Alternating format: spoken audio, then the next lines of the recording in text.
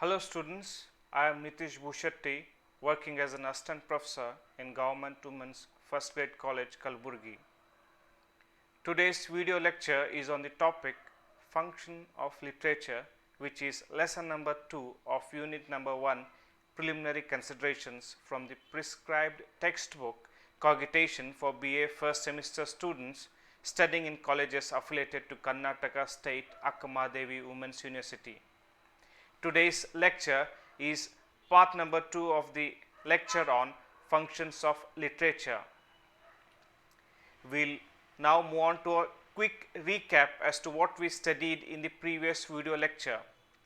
In the previous video lecture, we studied what are the various functions of literature.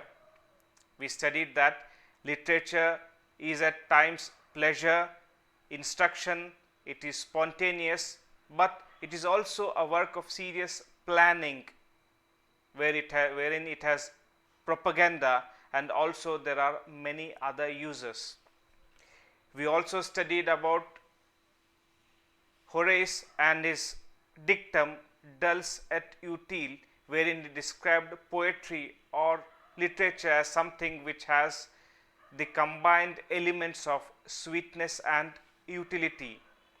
We also studied about the theory of defamiliarization, wherein the act of making familiar things strange, thereby giving us a perception towards the object or idea which we did not have earlier. Then we also studied about, we also had examples of defamiliarization like the illustration from the short story called Stoma. Now we will move on to today's video lecture, which will deal with the uniqueness of literature. When we talk about literature, we also have to ask the question whether there is something unique within literature that differentiates it from other streams of knowledge such as history, philosophy, geography and other fields. The question that we can ask is whether literature has a use or a function which is unique to itself and none of the other subjects or streams have it.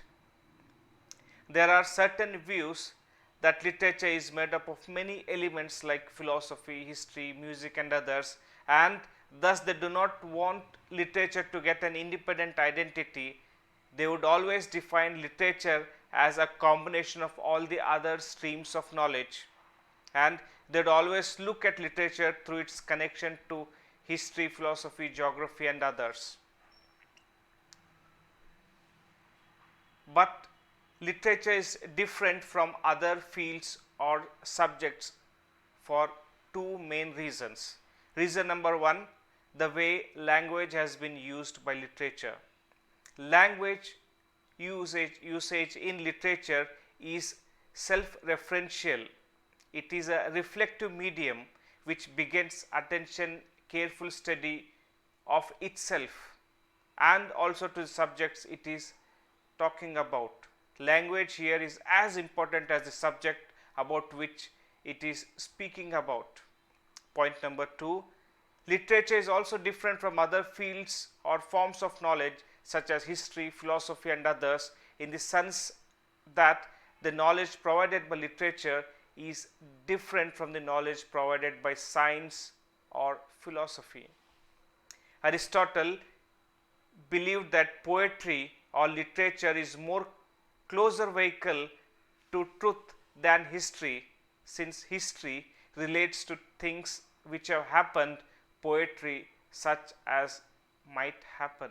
Hence he considers poetry to be a superior art than history. Literature then should be considered as an independent form of knowledge because the knowledge that is provided by literature is very different and unique to the knowledge that is being provided by other fields of knowledge. The knowledge that is provided by literature is unique because the knowledge that literature gives us is specifically a knowledge of ourselves.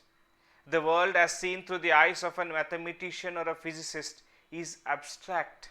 it is very difficult to conceptualize. This conception lacks the human element. Literature allows us to conceive of the human world in human terms, that is dramatic, through the use of language and emotions. The knowledge thus gained through literature is important, but is this knowledge accessible or understandable by all human beings, right from a child to a savage? Critics have argued that knowledge gained from literature is accessible to all because it is not limited to language, it is not limited to knowledge, but it is accessible to all those who have imagination. Imagination is essential to understand the conceptualization of the world through literature, and it doesn't matter whether the people are literate, illiterate, or pre-literate. Modern literate theorist Eliseo Vivas argues in favor of literature or art because he believes that there is a superior reality symbolized in the work of art. Here he adds that it is not superior to the world of reality or the world of physics, but to the alleged reality of our physical world. The reality of our physical world is strewn around with cliche cluttered, hastily grasped, passion blurred world in which we daily live, and art or literature gives or provides us a way out of this world. The knowledge that we gain by literature or the artist does not compete with scientific knowledge, but it is superior to pseudoscientific or the artistic blurred and smudged world in which we continue our daily lives. The artist tries to remove all the pseudo theories, the cliches, the stereotypes, the films of familiarity to restore a fresh and immediate true vision of reality. Now we will move on to the important element, that is catharsis. We will study about what catharsis mean. We deal with catharsis as one of the functions of literature.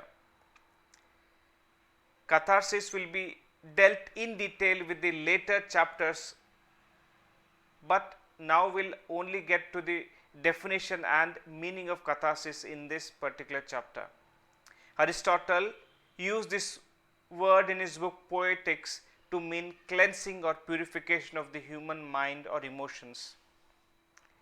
In the 20th century, catharsis has also been interpreted as an intellectual classification.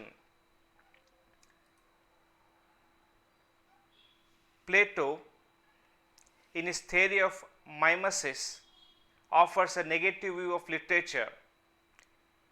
He argues that literature undergoes mimesis and evokes powerful feelings from the audience such as pity, fear, ridicule, and other emotions which override the rationality that human beings have. In short, Plato believed that literature and emotions that arise out of it are harmful to humans as we are transformed from rational to irrational. These emotions are not beneficial to human beings as it takes them to an altered state wherein they cannot control their emotions. Hence, Plato was against poetry or literature, whereas Aristotle's theory of catharsis contradicts Plato. His theory of literature or catharsis is different. He argues that whereas Plato meant to say that literature is not beneficial or harmful to human nature or our feelings, Aristotle argued that catharsis is essential or it is beneficial or positive because it helps us to get rid of these irrational emotions without which these emotions would have been hidden within us. The release of these emotions make one a better human being.